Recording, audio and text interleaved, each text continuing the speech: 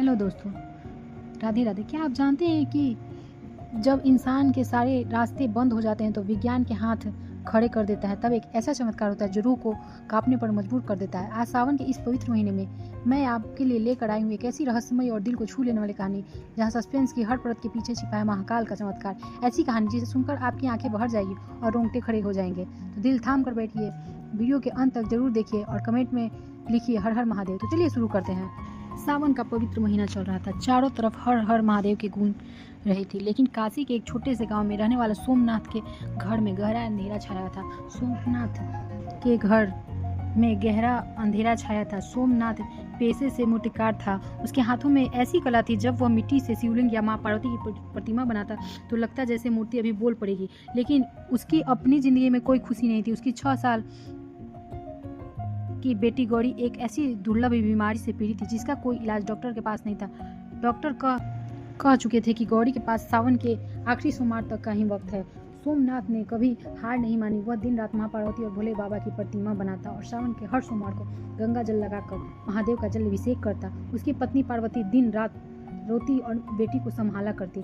सावन के दूसरे सोमवार की आधी रात को जब पूरा गांव सो रहा था तो भोलेनाथ के दरवाजे पर किसी ने बहुत जोर से दस्तक दी।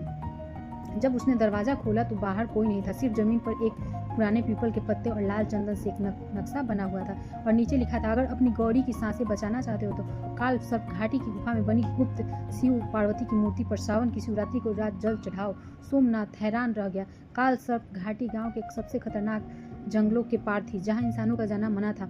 गांव के बुजुर्ग कहते थे कि वहां जो जाता है कभी वापस नहीं लौटता। सोमनाथ ने मन ही मन महादेव को याद किया और अपनी बेटी की जान बचाने के लिए उस घाटी की तरफ निकल पड़ा। जंगल में एक कदम रखते ही सोमनाथ को अजीब अजीब आवाज सुनाई देने लगी। हवा इतनी ठंडी थी कि हड्डियां कांप जाए। जैसे जैसे वह आगे बढ़ा उसे लगा कि कोई उसका पीछा कर रहा है। अचानक उसके सामने एक बुढ़ा साधु आया, जिसकी आंखों में एक अजीब सी चमक थी। साधु ने सोमनाथ का रास्ता रोकते हुए कहा, पीछे हट जाओ सोमनाथ, तुम जिस रहस्य को तलाशने जा रहे हो वह तुम्हारी बलि मांगता है। जो जल तुम ले जा रहे हो वो अगर गुफा तक नहीं पहुंचा तो तुम्हारी बेटी उसी पर अंतिम सांस लेगी। सोमनाथ का कलेजा कांप उठा। उसने पूछा, महाराज आप कौन है और आपको मेरी बेटी का नाम कैसे पता? लेकिन साधु अचानक हवा में गायब हो गया, जैसे वे कभी वहां थे ही नहीं। सोमनाथ का सिर चकराने लगा, लेकिन वह रुका नहीं। सस्पेंस और डर के बीच वह गुफा में और बढ़ता रहा। जब सोमनाथ भारी बारिश और तूफान का सामना करते हुए गुफा के अंदर पहुंचा तो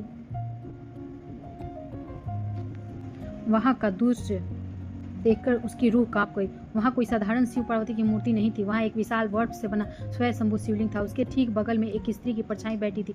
सोमनाथ ने जैसे ही लोटे से जल चढ़ाने की आगे बढ़ा, अचानक एक विशाल काय नाग शिवलिंग से लिपट गया और सोमनाथ पर फुफकारने लगाने लगा। उसी समय गांव से उसकी पत्नी का फोन आया। वहां फूट फूट कर रो रही थी। सुनिए, गौरी की सांसें थम रही है, डॉक्टर कह रहे हैं कि उसके पास अब कुछ मिनट ही बचे। आप कहाँ हैं? सोमनाथ के पैरों तले जमीन खिसक गई। एक तरफ विशाल नाग उसकी जान लेने को तैयार था और दूसरी तरफ उसकी मासूम बेटी की सांसें टूट रही थी। सोमनाथ ने अब आंखें बंद की अपनी और उसने नाग से डरना छोड़ दिया और फूट फूट कर रोने लगा। उसने चीख कर कहा, हे नीलकंठ, हे जगदम्बे, अगर एक पिता अपनी भक्ति से अपनी बेटी को नहीं बचा सका तो यह मूर्तिकार आज अपने प्राण आपके चरणों में त्याग देगा। यह कहकर सोमनाथ ने बिना डरे नाग के आगे अपना सिर झुका दिया और लोटे का जल शिवलिंग पर अर्पित किया। तभी एक ऐसा चमत्कार हुआ जिसे सोचकर भी रूह कांप जाती। पूरी गुफा एक अलौकिक नीली और सुनहरी रोशनी से जगमगा उठी।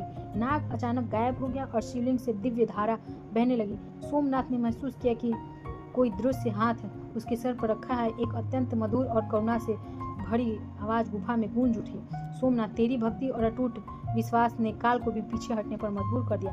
सोमनाथ ने आंखें खोली तो गुफा में साक्षात भोले बाबा और माँ पार्वती की दिव्य छाया खड़ी थी। माँ पार्वती के हाथों में से एक कमल का फूल गिरा जो सीधे सोमनाथ की झोली में आ गिरा। उसी क्षण सोमनाथ के फोन की घंटे बजे। उसकी पत्नी की आवाज में रोना नहीं बल्कि एक असीम आश्चर्य था। वह चिल्ला रही थी, चमत्कार हो गया, चमत्कार हो गया। गौरी अचानक उठकर बैठ गई। वह मुस्कुरा रही थी और कह रही थी कि एक सुंदर माँ और काले नाग वाला बाबा उसे हाथ पकड़कर जगा कर गए हैं। उसके सारे घाव और बीमारी गायब होगा। सोमनाथ की आंखों से आंसुओं की नदियां बहने लगी। वह गुफा की मिट्टी में गिरकर फूट फूट कर रोने लगा। जिसे डॉक्टर मौत कहते हैं, सावन के पवित्र महीने में भोले बाबा और माँ पार्वती की कृपा से उसे अमर जीवन दे दिया था। सच्ची भक्ति और निस्वार्थ प्रेम के आगे तो काल को भी झुकना पड़ता है, क्योंकि जहाँ महाकाल का हाथ है वहाँ मृत्यु भी जीवन बन जाता है। हर हर महादेव। दोस्तों, अगर आपको हमारी वीडियो पसंद आए तो प्लीज़ लाइक शेयर सब्सक्राइब कीजिए और नेक्स्ट आप किस भगवान के बारे में स्टोरी सुनना चाहते हैं आप मुझे कमेंट करके जरूर बताइए। Thanks for watching, bye bye.